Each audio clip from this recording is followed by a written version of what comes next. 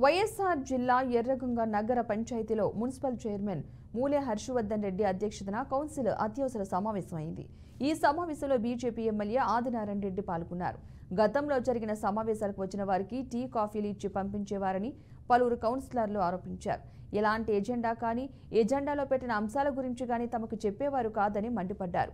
కాగా దీనిపై స్పందించిన ఎమ్మెల్యే కౌన్సిలర్లు ఏ పార్టీకి చెందినవారైనా సరే తన వద్దకు వచ్చి గ్రామ సమస్యలు చెప్పవచ్చంటూ సూచించారు.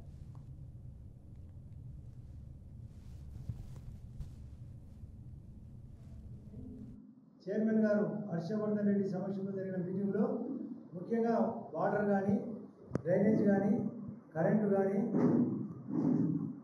అజెండాతో పాటు అన్ని విషయాలు చర్చించాం. అందులో వాటిని కొన్ని 30 రోజులు, కొన్ని 45 రోజుల లోపల క్లియర్ చేసే బాధ్యత.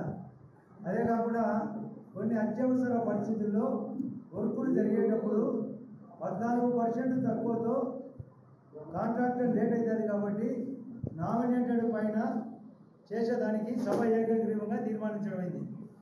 అది కాకుండా నేను ఈ సభకు చెప్పే మాట ప్రతిసారి కమిషనర్ గారికి చెప్పడం, ఇక్కడ నేషనల్ హైవే రోడ్డు ఉంది, అక్కడ ఈ national highway road last ICL factory మొదలై అలాగే ఎర్రగుంట్ల మున్సిపాలిటీ పోతుంది కాబట్టి డ్రైనేజ్ సమస్య వాళ్ళ వల్ల